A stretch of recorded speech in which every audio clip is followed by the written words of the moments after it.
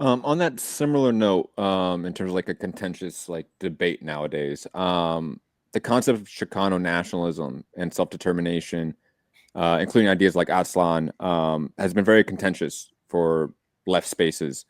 Some view it as a form of settler colonialism, while others see Chicanos as an oppressed nation with indigenous roots. Where do you stand on analyzing Chicano nationalism, and how do you like navigate these particular debates as well? Because it's very similar to the Black Belt thesis, where it seems to be back in the conversation between left organizations and leftist activists as well.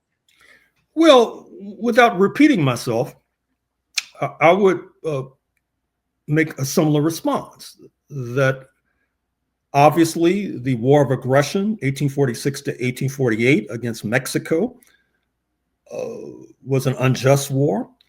The Treaty of Guadalupe Hidalgo, which was supposed to have guaranteed rights on this side of the border for folk of Mexican ancestry, like many treaties negotiated by Washington, it has not been observed. And when you have a treaty that's not observed, it obviously exacerbates tensions.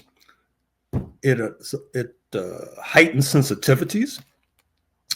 And I think all of us should be sensitive to the concept of Aztlan. And in fact, you may have noticed that on the program I host on KPFK Los Angeles, commentators oftentimes refer to the Golden State as occupied Mexico to this very day in 2025. But once again, I think that as our revolutionary process matures, that is to say, I think we're in the foothills of the maturation of this revolutionary process. But as it matures, I think we'll gain deeper insight and deeper meaning to the point where we get to London to negotiate a settlement that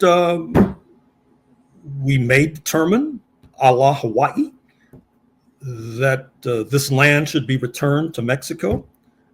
We may determine, I mean, folks have been mentioning with regard to what I said about Canada, you know, that in British Columbia, due north of the state of Washington, they have suggested that the Pacific Coast states join Canada, for example. And I see that as a result of the flux that we're going through right now.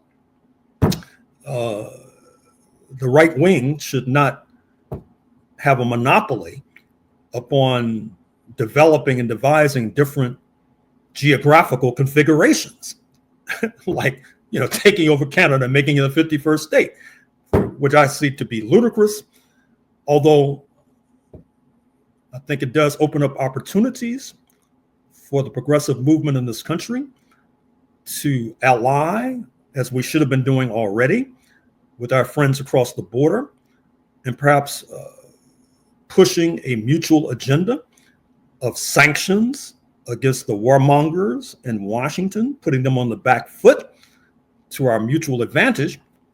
But to return to the thread, once again, I see this question of Mexican-American nationalism, Chicano nationalism, the concept of Aztlan as something worth putting on the table once we get to London.